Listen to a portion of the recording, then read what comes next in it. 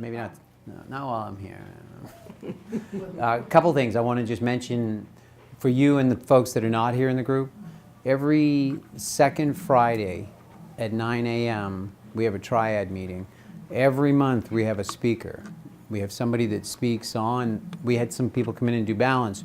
We've had people come in and do exercising in chairs so that folks that are a little more restricted, they learned how to do a lot of different exercises in a chair so that it gave them a little more flexibility, mobility, and strength. Yep. You know, we did things when the Medicare C came out, we had a speaker come in. So every month we have a speaker come into the organization. We move, one month is Gorham, the next month it's going to be in Westbrook, and the next month it's in Wyndham. Some people can't get to all three locations, but it's at 9 a.m. every second Friday. And actually, this coming Friday is in Gorham, and Reverend Mark, the assistant pastor, Mark from the Galilee Church will be speaking because he wants to get more involved in the community as well. Oh, we read that in the paper, we talked about So. that, something to, So we'll have to, I'll put a, and where can I find, this month it's in Gorham, is it? They usually post it off in the Gorham Times where the meeting is and what time, so, okay.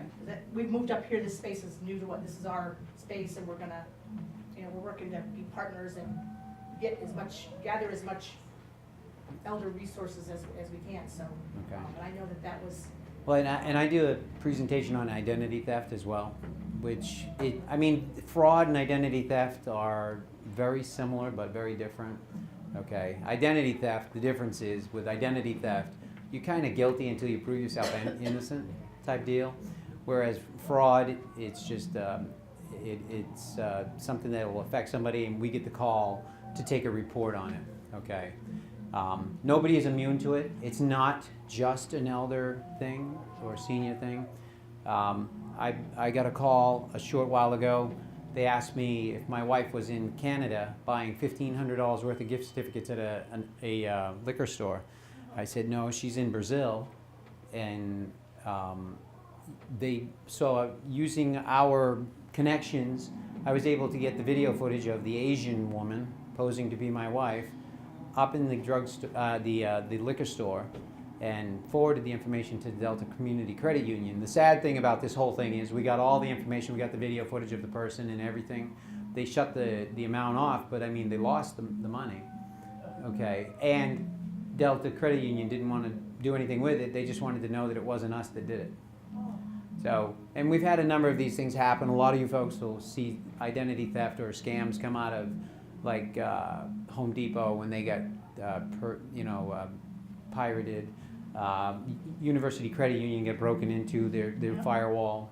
So frauds are a little different, and I'm gonna in the process I've got a couple of little short videos of like 2 minutes each, somewhere in there. But I'm also going to fold into it some real stories about what's going on in our community. Okay. Oh, good. Okay, these are real stories, real cases, real situations, and real sad. Okay.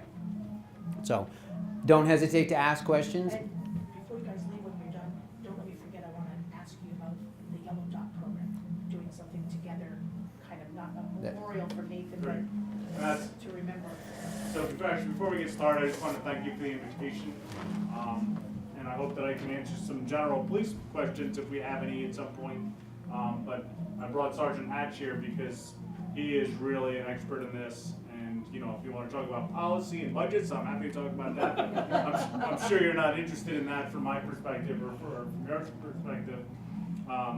But that's why we're very fortunate in Gorham. We have a lot of dedicated police officers who are really subject matter experts. And again, anytime I go to one of these, I like to be there so I can answer questions and get to meet people, but it's really the guys and girls on the street who really know what's going on and make the department. We'd love to work together and do some more kinds of things, but the Yellow Dot, we haven't done that for a while, and I'd like to. And we actually have some new packets in, but if you look at the brochure inside, you'll see Nathan and June. So that we're going to try to leave them in the packet. So Thank you. So. The thing about scams is these telemarketers, one of the things they'll do is the first time you get caught up in something, and I may go off post or off my PowerPoint a little bit, but is somebody here? Has anybody had a friend or a relative in your age bracket that's passed away lately? Arlene B. Okay, so Arlene, did Arlene have any children or nephews or? Yes, Okay, grandchildren. yes. Okay, does she have a husband or? No, he passed away Okay. 15 years ago. Well, let's say one of them was still alive and the other one died. People, these guys, they're hardened criminals. All right, they're telemarketers. They're stealing. They're not selling anything. They're stealing your information. They're looking in the obituaries. They're scanning and they see that somebody died. They see who the relatives are that are living. And then what they do is they start doing a little bit of research, and you can, for 99 cents, you can go online and you can research somebody's family, just like you can do the genealogy work yourself. And you can tell, if you go on Intellius for free, I can tell, if I put your name in Intellius, if I'm saying that right, it'll show me all the places you've lived, and it'll show me all the people they think are related to you. So these people call, these scams, these telemarketers they call, they're armed with all this information, and you think, well, geez, they must be legitimate. They know all this information about me. So instead of guns, they're using computers and telephones to rob you. Okay, so you need to avoid being a victim and recognize the danger signs. What's one of the first danger signs? You can hear the way I speak, and I'm not saying that because somebody calls you with a thick accent that is hard to understand that they're a criminal, but I'm going to tell you that a great deal of time you're going to find that it's going to be somebody from Nigeria or Jamaica. It's going to be somebody that's not in this country at all. Okay, so they are just very good at what they do. They're relentless at what they do. They will make you feel bad. And the worst thing about a group like you folks, like I used to say about my mom, is you're one of the last real trusting generations, and you're also a very proud generation, and that's great, but it's a problem because I think I heard you say people are committing suicide. They don't want to tell their family that they've been taken advantage of because they're embarrassed. And you know what? We need to know when you get these calls so that we can at least kind of watch what's going on. But the big thing is, if you don't send a check, if you don't, sign up for anything, you're not a victim. But at least we know what scam is the newest thing going. And there's every day. Right. And again, telemarketing frauds. I mean, again, they're very smart. They're very good at what they do. They'll call you, and they'll say they're the IRS. How many people have gotten a call from the IRS saying that there's a warrant out for your arrest? Well, let me just tell you right now, one of the things we like as police is not giving up that information. If we're going to arrest you, we're going to surprise you. Just keep that in mind. Put it out on the Facebook page. Exactly. We're not gonna, no. If we're looking for you, we might put it on Facebook. But if we have a warrant for somebody's arrest, we're not going to call them up and say, "Hey, we have a warrant for your arrest," because do you think they're going to open the door at that point? Probably not. One of the things you'll notice with these guys and gals is when they call you, they're knowledgeable. They have a lot of information about you, your family, your whereabouts, your living, what you do. And they'll be really friendly and kind to you in the first part of the process. But when you don't do things their way and things don't go their way, they become a little less kind. And why are they targeting you guys? Okay? Too polite to hang up. You weren't brought up to be rude, and you certainly would whack little Johnny and Teddy if they weren't polite growing up as well. So hold the door, be polite. What did I say a few minutes ago? Very trusting. You believe the pitches you hear. Let me tell you about a pitch.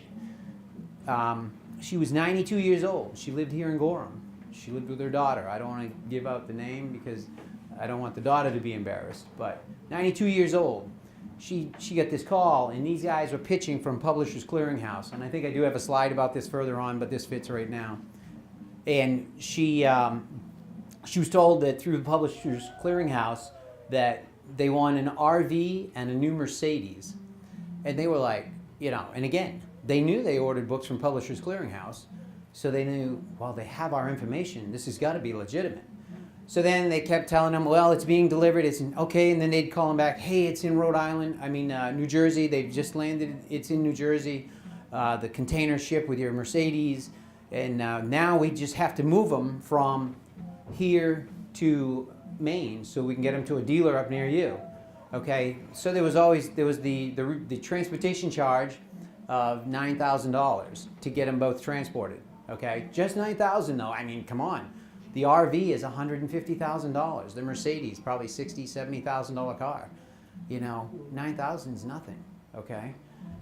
So then there was the excise tax fee, or there was some tax fee that they had to pay, which was another $33,000.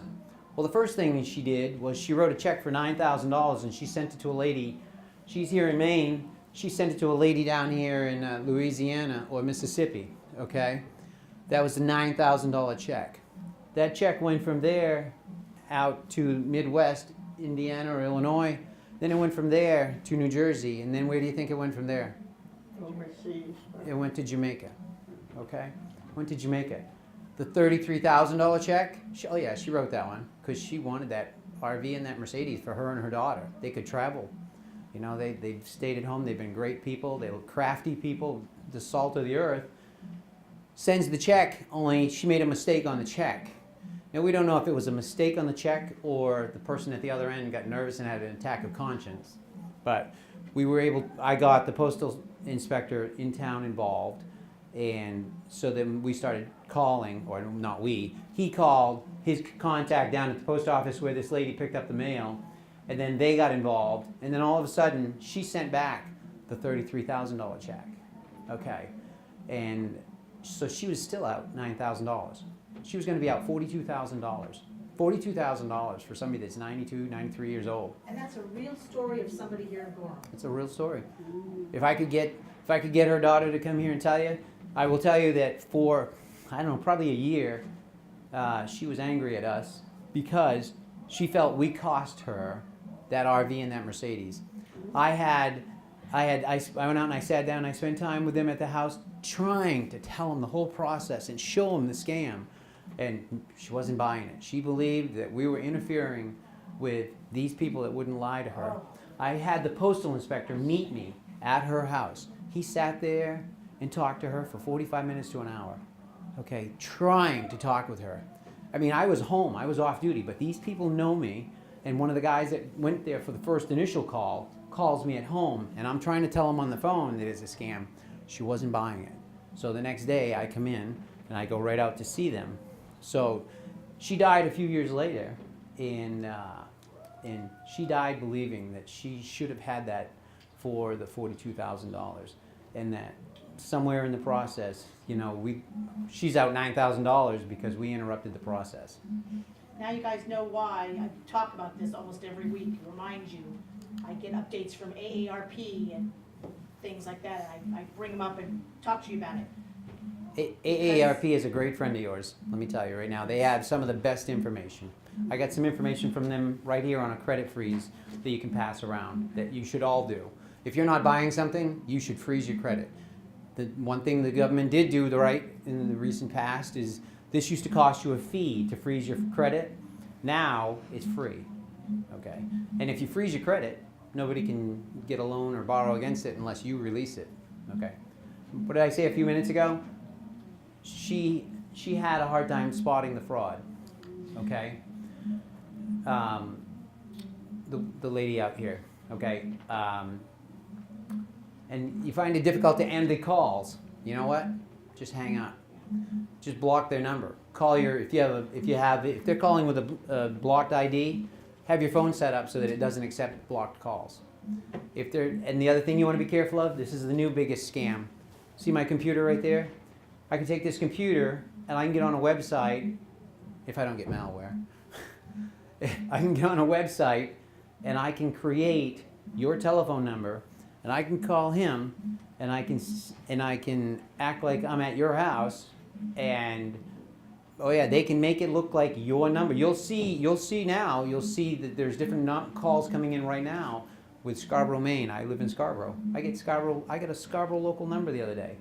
You know, it was a pitch for credit cards. I get that on my cell phone. Right. You know, I do the do I not. live in Little Falls, so my exchange is 892. Yes, ma'am. My landline. And a couple of months ago, I was out all day, I got home, sat down at my desk to check the caller ID, and there were 5 phone calls from like T. Hatch, L. Becker, no first names, and 892 numbers. And I thought, what the, so I spent a bunch of time online looking up those people's names, and I actually talked to a lady over in Wyndham, and I said, my name is Lisa Becker, I live in Little Falls, right by South Wyndham, what'd you call me for today? Well, I don't even know who you are. So then she and I had this long conversation about, there's a word for that, how they spoofing your phone number. Did you guys all hear that? You might, it's possible you could get a phone call, it looks like it came from me. 9:29 this morning, I got a call from Wells, which is where my cell phone is from, and I get 2 or 3 times a week. And so now I just ignore them and delete them. What I do is I block them. If you have a cell phone, you block that number. Okay, I was getting a call every day on my cell phone. I'm trying to sleep, you know, and I leave my phone on because if my wife needs to be picked up or if they need me to come in to work, I leave at least my cell phone on, not my house phone on, so that I can. And I'm getting these calls. Block those numbers. And you guys know that if you have landlines in your house, most of you maybe have it through Spectrum, Time Warner Cable, or I think Verizon does Gorham too. If you don't know how to do it yourself, you can go onto Time Warner Cable's website and put in phone numbers. But if you don't know how to do it yourself, all you have to do is call them and say, That's I right. need some help. Always remember that. I know that I've done it. It- And when you get one of these calls now, it's one ring, so you do not answer. You oh, know that's a good thing to know. So they've done a very good job. I did have a little blocker addition to a telephone that I had to be at, and one of these calls would come and I could block it. I Right. was up to 113 blocked calls until I heard about doing that. Right. And that's a godsend. Yeah, all you have to do is call Yeah. Right. and they'll help you through the process and Right. don't forget that. that See, just- but, right, because what they're doing now is they're creating the name record because then it comes through. Before they was calling you with just blocked IDs, and then people would hit *77 on their phone, and that would block all unidentified calls coming in. That was what it used to be. So now I think it's a little bit different with Time Warner. I think when Fairpoint was here, and now it's Fairpoint, they. Spectrum, I knew they. No, you're talking cable, Spectrum, right. I'm talking the regular old New England Telephone phone right, company okay. thing, so again, seniors are very reluctant to seek advice on financial matters. And you're telling them, get on a computer. They might not be computer savvy. Don't forget to call the companies, okay, and do it. All right, see right here, sad case, costing her nearly $42,000. I could tell you who it is because, I mean, obviously she's passed away. It's Audrey. You guys may know her, may not know her. She kept to herself. She was quite a nice woman. She wanted a new Mercedes and a camper, and like I told you, all she had to do was pay the delivery charges and then $33,000 for some excise tax. So we had multiple agencies. We had a partial win, but still it was a loss.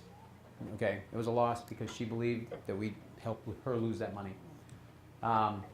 Talked about this a little bit. These people call and they are nasty. They're relentless. They say they're from the IRS. The IRS is not going to call you, and they're not going to have somebody that doesn't speak very good English call you. And what you can do is you can say, well, can I have your number and I'll call you back after dinner, and you'll never get their number. Or you call the number that comes up on your caller ID. I'm going to guarantee you it goes to a busy signal. Yeah, it does. Or a disconnected number. Okay, so these guys. They usually they will do the computer thing and they'll have a Maryland or a Washington D.C. phone number, something that would make sense to the location. Okay, so they get $9,000 out of Miss Audrey. How many hours do you think they had to work for that? Not too many. So $9,000. That's what they do. They sit at a computer and a phone all day long trying to steal your money because they don't have to work. So. They have this is kind of interesting. They have the background noise. It sounds almost like they got a call center going on, you know, and and they have the, remember what I said about the phone number? They have an ID that supports the claim. You might have a card on your refrigerator that shows you your local police's number. Well, they can have a caller ID number that shows the local police number. It just doesn't matter. They're that good at it. So you call the IRS and do not wire or send any money over the internet. Do not engage the caller and just hang up. And if it becomes repetitive, call us at any time, okay? And we'll work with you. If you can't figure out how to block a number like that or a situation like that, oftentimes when we get involved, if we make a phone call, they stop bothering people. All right? This is a news video, and this is one of the things I plugged into this, and sadly this happens every year.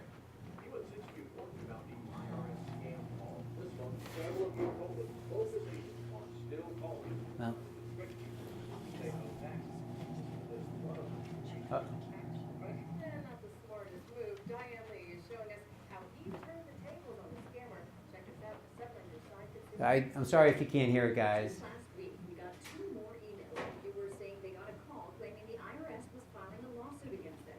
I am worried because these people have my address, one right? That's exactly how Dan Tomich's wife felt when she got the call. But the scammers picked the wrong household. Thomas is a tax professional. He's a tax professional. They're calling him saying the IRS is after him for unpaid monies. I'm sorry, I don't know why it's doing what it's doing. I apologize for that. The audio is good though. Cameras rolling. He called back. Yes, I've gotten a message from this number saying the IRS was trying to sue me. The scammer asked for his number and full name, but answered a little. That's too bad about How that. much is it? How do I pay that? And then what do I do? If I can't pay it all in a day, what happens? It was time to tell the scammer he'd been hacked by a tax So I'll probably stop it because it's a little choppy. But what they do is they'll call you. And that's a different scam. What they'll do is they'll call you and they'll tell you you owe them money, and if you want, there's a lady over on Narragansett Street that she got caught up in a mail fraud one, and I think I'll come to that one in a little bit. What they do is they tell you they've got all these ways to get you to send money. It used to be a Western Union thing, then it was a green card thing.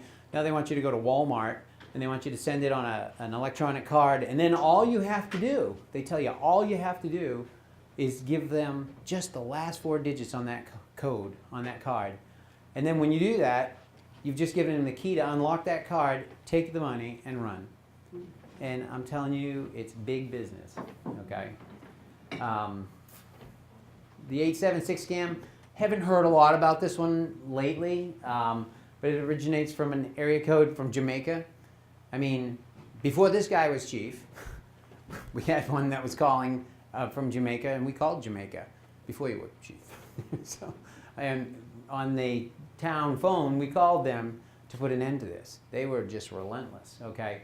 And again, they're targeting the elderly. They want you to send cash, checks, money orders to a location in the United States, and then the money is required to pay for a lottery or vehicle taxes.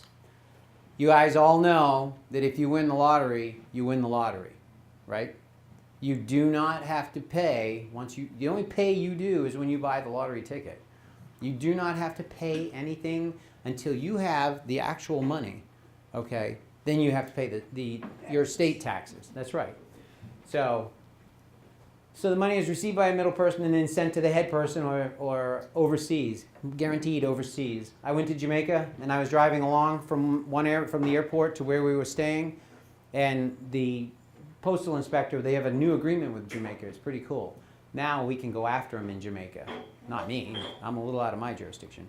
But you can tell when you're driving down the street in Jamaica, there's like a tin shack, bamboo shack, and then you got this gated driveway, okay? And they make it easy for them to find the targets in Jamaica. So, but again, they manipulate the victim, and they will go through great lengths to continue the contact, okay? That's why you don't talk to these people. You disengage that call, You don't give them any personal information, even if they sound like they know a lot about you already. The minute they say something, they might be guessing, and the minute you say yes, then they write it down. The minute you buy into any scam, I don't care if it's for $10. The minute you buy into a scam, you know what you become? You become a Gold Star member. Do you know what that means? It's not a good thing. They take your name. No. They'll take your name and they'll sell it to a whole host of other scammers that say, hey, she's a live one. We've got one. So you become a very important person to them. Okay. But remember, you're more important to yourself and your family than you are to these people. All right. Also, foreign lotteries are against the law, and be aware of who people are talking to. And again, see this right here? Call the police. But call the police on day shift. They like those calls. Nighttime, I'm busy with other. I'm just kidding. Can you edit that, Georgia? Thank you. They see that, they'll come after me. Again, these are the unintended consequences. This is real stuff. Back property taxes, bank foreclosures, unpaid utilities, credit card debt, bounce checks, overdraft accounts, and no money for necessities. This happens. It happens all the time. The Nigerian foreign money offers, it's usually an email. How many of you guys get emails from the United Kingdom saying, we are looking to give you $2.5 million. We need somebody in America that we can trust. And what I do is I send them back a reply with my work email that has my credentials on it, or my title and my position. I never hear back from them. So it's kind of funny.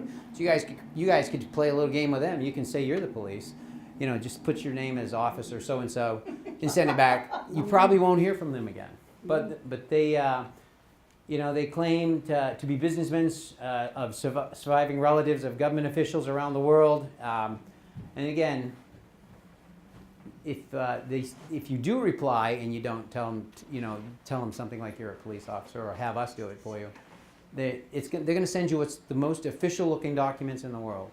This stuff's going to look official. It's going to have all the watermarks and things like that. They can create anything. You can create anything. We had kids the other day that were printing $20 bills in town here. So, That's not funny. well, no, it's not funny. And no, it's not funny. But you can create anything. And these bills, they look remarkable. These papers coming from these people will look remarkable. Let me see. I missed it. I don't know if I can go back. Just a scam. Overpayment. This is a big one. The lady on Narragansett, she put an appliance online, and this guy called and wanted to buy the appliance. The appliance, I'm just going to use a generic number. This is another one the postal inspector came with me on because she had sent them, she got duped once, and what do you think happened? They were sending out letters left and right, okay? But what they do is, she wants $500 for this appliance. They send her $1,250. They say, hey, listen, we're actually we're building a new house. They make it believable. We're building a new house. We're buying several things in your area. The delivery truck driver is going to be coming through to pick up the washing machine for $500. It's like, why would they buy a washing machine for $500 that's been used for 10 years? But they give you more money than you ask for. And then they say, and listen, will you just deposit the check? It's $1,250. And when the driver gets there, to pick that up, can you just write him a check for the $750 for him? Well, what you've just done is you've deposited that check into your bank account from them. Then you've just written a check for $750 to the driver because this guy gave you $750 extra dollars to give to the driver. Then your check clears the account. Then all of a sudden you get a notification from the bank saying this check is not good. So you're out the appliance and you're out $750. So she gets scammed once, and then she called us then, and then right after she got scammed, she was getting FedEx envelopes, because they were excited to have that fish on the hook. I'm telling you, it happens. It happens. Things like Nathan Acker, what I can say is if you have multiple children or people that you trust in a situation, assign a portion of it to all of them, not to one. You know why? Because then you're going to see a little more fair treatment in the process. Okay. We saw a lady pull her mother out of a nursing home, and she had the money channeling from the nursing home. She took it from there, and it was redirected to her bank account because now she was taking care of her mother. And then her mother subsequently died shortly after because she wasn't being cared for, most likely very well. But what she did was she got all of her mother's money. Okay. You just got to be careful. You know, do things, have living wills, have everything in order so that everything is laid right out so that there's no question of what you want while you can think about what you want to do. And that's one of the things I think Bill Jenks will talk to you about, because we've had that discussion at our triad meeting about having the proper paperwork in place so that nobody can take advantage of you when you're alive or when you're gone. So it goes where you want it to. The church. When you can't speak for yourself. Or, That's right. Yeah. That's right. And that's what the Yellow Dot program is all about. So again, this is a whole overseas scam thing where again, they request you to deposit money in the foreign account, wire the money, Western Union, or send a bank check with the difference. You know, when they overpay you, that's how they make their money. Grandparent scam. This happens, and I think I have another video. Hopefully it rolls, but I'll explain the whole grandparent scam to you. We talked about this. Your friend who was alive when her husband died. If there were grandchildren, she would be a great target for a grandparent scam. What they do is they call and they have somebody that sounds like little Johnny, because they knew from the newspaper that she had an 18-year-old grandson or an 18-year-old granddaughter, and you know they saw the name. And then they call up and they got a wispy, whiny voice at 11 o'clock at night saying, I've been arrested because I was in a car crash. And, you know, I had too much to drink. I'm sorry, Graham. And then the next thing you know, they pull the phone out of their hand. Sorry, he can't talk to you anymore. Well, let me tell you, that's not how it works.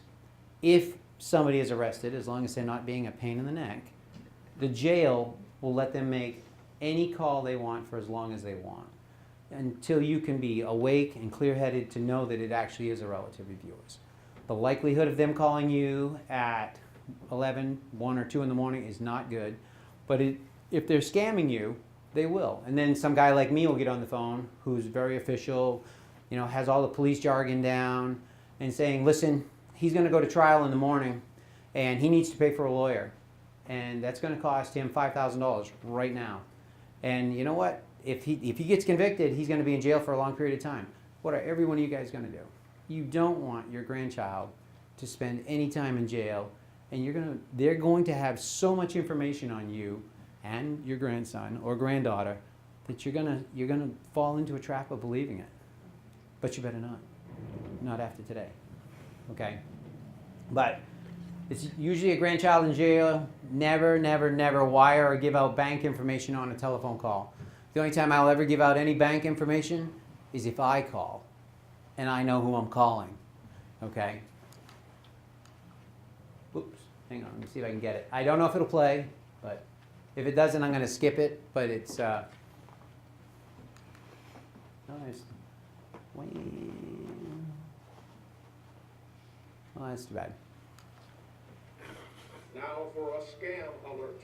A man in Mobile recently got a call from someone claiming to be his grandson, begging for money or he would be thrown in jail. It's a common scam that is targeting the elderly. News 5's Ashley Knight tells you what you need to look out for in tonight's Scam Busters report. Sorry about the video, guys. I told you a little about the grandparent scam before, but then I met someone who actually received one of those calls, Jim Eubanks. It sounded very authentic. And he can tell you firsthand Just listen to this. So yeah, it was very believable. how convincing it can be. I heard this whiny, slurred voice on there saying grandpa. The scammer pretending to be Eubanks' grandson then passed the phone to another scammer pretending to be an officer. your grandson was in a car that was pulled over by the troopers for a traffic violation, smelled alcohol, and a strong smell of what he suspected was marijuana. The fact that he knew all the police jargon made it more believable. Yeah, when this guy got on there and gave me his name, and he was very knowledgeable, and then a badge number and a precinct number and all that. But then they asked for $2,000 for bail and said that they couldn't take a credit card. And you have to get the card that says ITUNES. I couldn't spell iTunes, you know. Then Eubanks knew without a doubt it was a scam. You know, you're not going to scam me, fella. I've got too much background and knowledge in this stuff. The scammers were adding insult to injury. Eubanks had just lost his wife of over 40 years. But that was exactly how the scammers found him. They troll the obituaries and they try to find an elderly man who has lost his wife of many years with a grandson. Well, it's believable because they're playing on the emotions of others. You know, they're really sounding distraught, distressed. And now Eubanks doesn't want to see someone else be taken in. After 32 years in the Army, I know never underestimate your enemy. And they say if you get this call and you aren't sure, try asking the person questions that only your grandchild would know. Other than that, don't call them back, just hang up, and don't answer if they call again. I'm Ashley United. So, did you hear what they said? Engage them a little bit. Ask them questions. Ask them for their phone number. Ask them for their supervisor's phone number. You're not going to get a number from them, okay? It was really funny. I was on the phone one night with somebody and they were scamming me, or trying to scam me. So I pulled up a map of the location right where this office was supposed to be, and I said, what's the street next to your building? They couldn't answer me, and I'm looking right at the map on Google Maps, and it's showing me the name of the street right next to this building. So you know it's not Maryland Bank and Trust because they don't know where they're at. So just you ask them questions, you give them no information, you tell them nothing. So again, caller ID may actually say it's local law enforcement information. So and give you the name of Chief Jones. I could say I'm Chief Jones. You know what I mean? If you don't know Chief Jones, or you haven't talked with him, you're not going to know that my voice isn't his voice. I can get on the website right now and I can find out who the chief is in every department in the state. You know, it's not hard to do. This is what they do. They sit there, they practice, they play, they pray, and some people are just easy marks. Calling, this is funny, calling saying they're representing a charity donation. We're having this charity game coming up on March 9th, and I actually have gotten a lot of calls, which I'm very pleased with, about this, asking, does this guy, Jim Sullivan, work for Gorham PD? And I go, no. And then I called these guys, and I said, who's Jim Sullivan? And they said, well, he is the rep that's working on your promotion. I go, would have been nice to have his name, because I said no. So I had to call 2 people back and say, well, he actually is working on a promotion for us. But you know what? We, the police department, can't solicit money for anything except Special Olympics, really. The Triad is doing this, but I'm the liaison for our department for the Triad, so I get most of the calls for this particular situation. So I'm pleased that we're getting more calls from people so that they're verifying what's actually true or not true. And again, don't give any personal information to anybody. Let me see, secret shopper scams. Again, they're asking to deposit money, a money order into your account. And then they will usually give details of a reason for the test, okay? You don't give them your routing number. You don't give them your bank and account number. You don't do those things.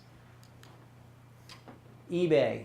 This was like the one that we had over on Narragansett, right here.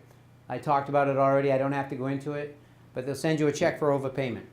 You know what? Deposit it. But then don't give them anything until that clears your bank. Okay? And your bank actually has to, just so you know, I believe, if I remember correctly, your bank, I deposit a check into my banking account. The bank actually has to clear the money, funds into your account within so many hours or a day. Okay? But that doesn't mean that that check is good.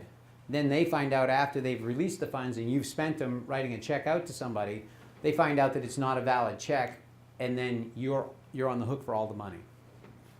Okay? Well, it is crazy. It is crazy, but you know what these guys do? They do nothing. They do nothing but think about how they can steal your money all day long.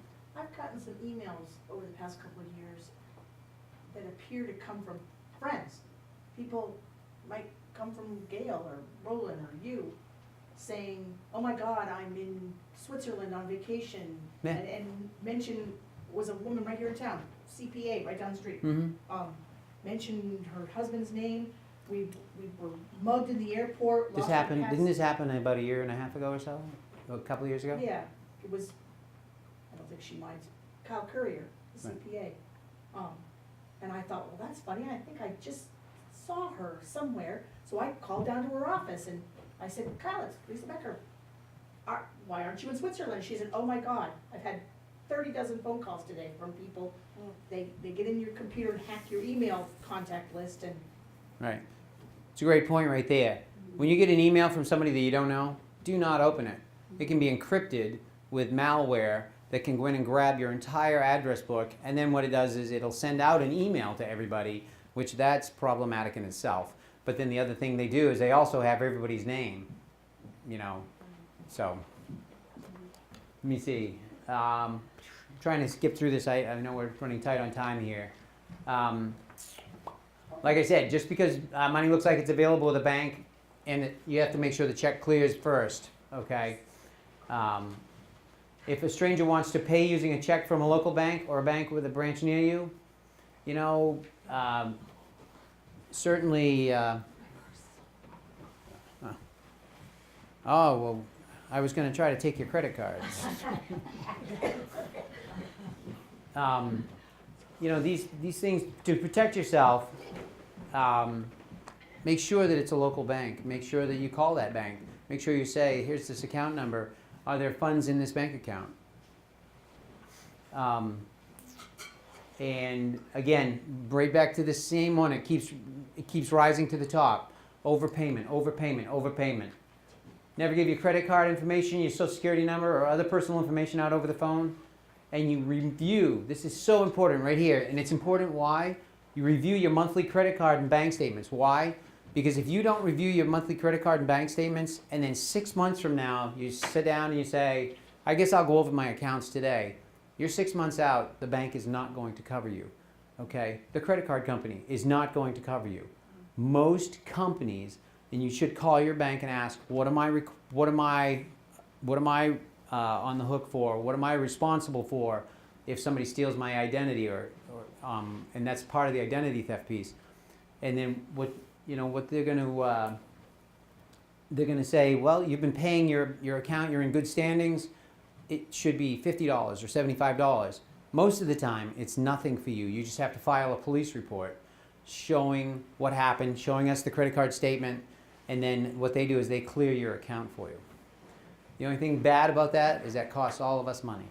So, and again, The credit union taught me something. A couple of years ago, I check my banking online weekly. A couple of years ago, I noticed in my bank statement that there were a couple of really tiny transactions, $1.97, $1.35, and I couldn't imagine what that was. Called the credit union, asked them if there was any way to find out what those were, and it turns out that that's something that these sorts of people will do. they're testing the waters, and you won't see it. Exactly. They want to see if that's a live account, and they somehow got $1.35 from me, so now they know that that's a real bank account, and that they can, and then what happened was, a couple of days later, the credit union called me to tell me that, asked me if I was in London buying clothes at a certain store, I can't remember what the name of it was, and it turns out that was what they did. They got $1.35 from me. It's not called phishing. She had a name That's for what I it. was doing. And I thought of it last night. I caught myself. then in they that used my with account to brand try to new. buy something in London. And it was way more money they were trying to spend than I had in the account. And of course it didn't work. But that, if you ever noticed unless you went into 7-Eleven and bought a Slurpee for $1.35, and you know that, but little tiny, odd, strange, $1.37, $1.62, That's- be that sort of thing. Right, so just make sure you're checking your bank statements, and if you see something that you know is not yours, call them right away. Because again, somebody could be testing the waters to see what they can get away with, and they'll put money in, they'll take money out. The only time that should happen is if you open some kind of a specific auto withdrawal. They'll do a test to see if you gave them the proper routing. They're going to say, we're going to put $1 in your account today, we're going to put $1 in your account tomorrow, tell us if you see it. Okay. This is very important, and actually at the PD I have handouts that I give. They're 4 pages long of things that have this information on the ftc.gov and whatnot. Why would you call ftc.gov if you're a victim of identity theft or fraud? Because what they can do is they can flag all 3 of the big credit companies, Experian, Equifax, and TransUnion. Okay, they can flag them that you've been a victim, so that they'll be able to know and watch. But again, freeze your credit when you're not buying something. Freeze your credit. One thing I always love to ask, because it's part of identity theft, how many people here have their Social Security card in their wallet? You have your Social Security card in your wallet? You do. I used to. You used they to. Say do not. Do you know your Social Security number? Do you know yours? Can't ever remember. That's okay. When's the last time you needed it? About a week ago, I guess, somebody wanted it. Somebody. I mean, I know I made a call. Okay. All right. But then you probably weren't driving when you made that call, were you? Okay. You're probably at home. Don't carry your Social Security card with you. Don't. There's no reason to carry your card. You have your Medicare card, which I think they're working to change it to take the Social Security numbers off those. That was a problem with the bus metro down in Westbrook and Portland. You had to show your Medicare card to get a discount on the bus. And here's your Social Security number right on the back of it, okay? So they're working or have worked to eliminate that problem. But if you don't, I love, when I do identity theft, I always ask that question first in the group, because then I pick on you the rest of the show.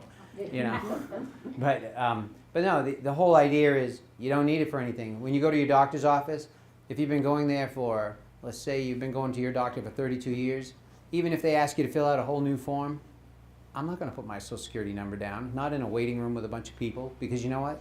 They've got all that information in the system. They don't need it.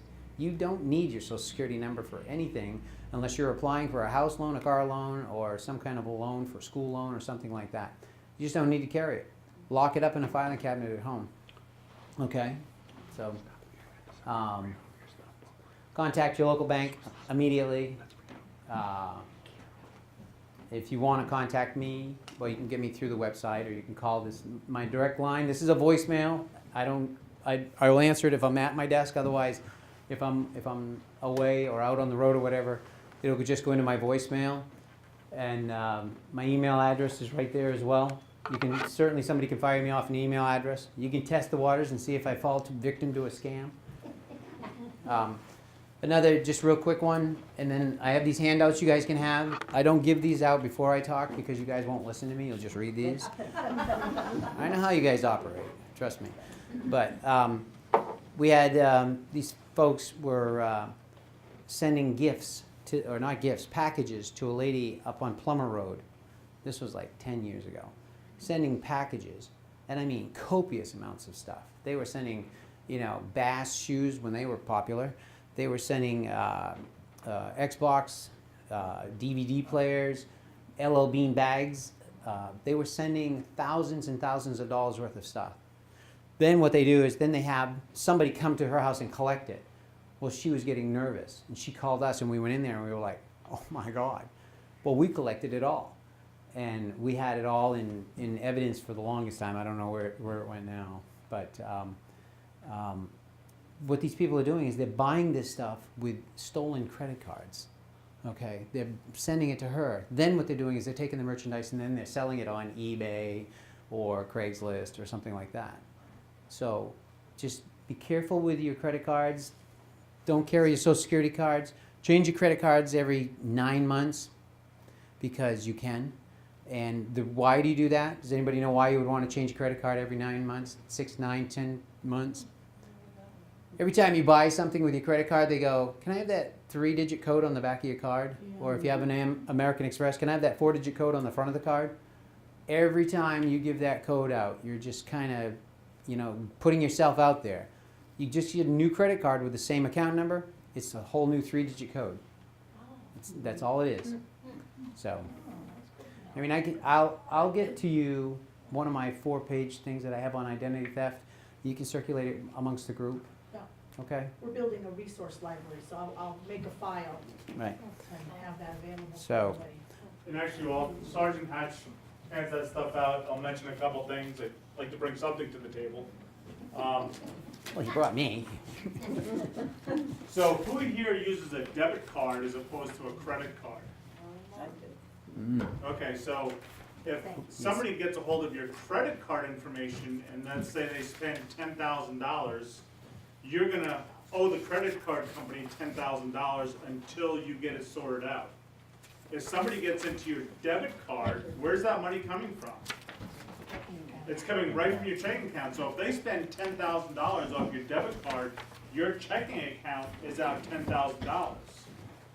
And so until you get that sorted out, you're out that $10,000. Nobody's gonna give you $10,000 to hold on to until it gets sorted out. So you might get reimbursed that money, but it could take a long time to get that figured out. So if, you know, who here could live with that $10,000 for 3 or 4 months? I know I wouldn't want to. You still have to pay your bills. So keep that in mind, is like Sergeant Hatch was saying, you know, when you're using your credit card for things or giving out the code or whatever, I would highly recommend using a credit card as opposed to a debit card. Because a debit card is linked right to your bank account, and that's a lot more devastating to actually lose $10,000 as opposed to losing $10,000 on paper. But either way, you're probably gonna get it back if you were scammed or defrauded somehow, or just that. That's something to think about. Back to the spoofing. I looked at apps on my phone, and I found, without even trying, 10 free apps where I could get the app for free in about 30 seconds, and then start calling you. And I can call anybody in this room and make it look like it was First Parish Church calling you, or any number I decided. Have you ever thought that if those people could put that Technology to good. creative energy to good use, we could solve every problem in the world? Right, and that's you know, one of the things when you learn about you know, and just to pick on Jamaica, just because that's a heavy concentration of people who are doing this. Some of those people who are making big money down there and have these big beautiful homes, they're looked at as heroes down there, because the way they look at it, you people are rich, right? They're stealing money from the rich, and so they deserve that money.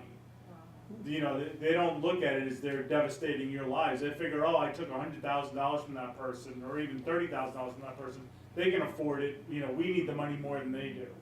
So they look at it as they're doing right. That's why they don't really have a moral dilemma saying, oh my God, how can I live with myself? I'm taking money from these poor people. They're looking at you as the rich people, and looking around the room, there's probably not too many multimillionaires in the room. I may be wrong. But, okay, lastly, for me anyway, is what's the best thing you can do to prevent this? Don't answer any unfamiliar telephone number. Don't answer, and Sergeant will tell you I'm a big picture guy. I'd say even bigger than that is being right here. Being part of these types of groups, whether it's this group right here or the triad or any other group, any group where you get together with your peers is going to make you more aware of things going on, and you'll be able to talk to each other and just think things through. It's the people who are isolated who really have the biggest problems. So I'll make that a pitch. You know, if you know people who are isolated, if you were thinking about asking them to come to a group like this, you might really want to try it just that much harder, because they're certainly more vulnerable than you are. As long as you're all here together, at least you get these types of ideas, and you have each other to fall back on. One thing I want to say about the debit card, how many of you shop at Hannaford, Shaw's, or Walmart, the big three there? How many of you? How many of you use your debit card when you go there? Okay. When you use your debit card, like the chief said, that comes right out of your bank account. So, but what am I doing? What am I doing right now? So let's say the chief is at the thing, and I'm, everybody in the world is on their cell phone, right? So the chief puts his credit card in the thing. Then what's he do? He puts in his 4-digit code. Oh wait, I'm actually not on my phone. I'm actually videoing his code. Okay. Then they grab your purse and they run with it, and they've got your code. Okay. Do not use your card when they say, do you want to use credit or debit? Credit, credit, credit. Because you know what? It isn't credit. It's coming out of your account, whether you use a PIN number or the credit card feature. As long as it's got a MasterCard or a Visa logo on that card, use it as a credit card because it's still going to come out of your account, right out of your bank account. You guys understand that? That Do you understand what I'm saying? Just because it's a debit card doesn't The only mean you have to use it that way. That's right. The only time you should use a debit card as a debit card is when you're in a safe bank and you're in the doorway, you're inside the bank and using it on a debit card machine. You have to use your PIN there, but you don't have to use it anyplace else. You don't need your PIN. If you use it as a Visa and it says enter your PIN number, just hit the green button for enter. Don't worry, the merchants will help you so they can get your money. Okay, but don't use your PIN number. There's no need to use that. No need. That's good to know. As you guys know that people are standing in line, your phones, it takes, I can do it. You know how challenged I am. All you have to do is have your phone like this and you touch the camera button and you're videoing you putting in your secret PIN number. Right. It's that easy. Touch the one button on your phone. It's safer to use cash. I still use Well, cash. there you go. Some people still take cash. Do you know your social security number? Who, me? No. Well, yeah. Do you know your social security number? No? Who knows their social security number? You do? What is it? Oh, I'm not gonna give it out. Come on. Just thought I'd try. But One time, I have a caller ID that comes up on my TV screen. Yes, on ma'am. one of the televisions. So I go in there in the evening, so I don't have to answer a phone if it's not familiar. One time, my name and telephone number came up on the screen. That spooked me out. I called the police station just to talk with someone about it, Absolutely. funny story, real quick. Funny story. Mhm. Somebody was getting these calls in town. Mhm. They were getting yelled at and screamed at and yelled at by somebody at the number from here. They'd take the phone and then that person that was calling them and yelling and screaming at them would hang up. Well, these people are like, well, they have caller ID, so they call them right back. And the people answer their phone and they start screaming at them, what are you doing? Why are you talking to us like this? Why are you yelling at us? And they're like, what are you talking about? Well, what was happening was this clever girl in town was going outside the houses. She was unplugging their phone, plugging her portable phone in, and making all these calls to people that she was ticked off at. She was using other people's phone line, and then she'd plug their house phone back in and run. And it was like, there's a will, there's a way. That's why they got these strange screws on the telephone things so that people can't have easy access to those RJ11 jacks on the outside of your house. It's a true story. Can't make that one up.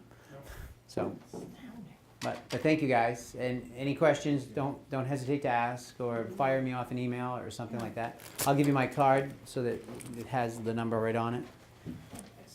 When You I guys have any was questions? blocking the Jane? calls with this machine, some of the calls were from Jamaica, because I'd have the number JA, Yeah.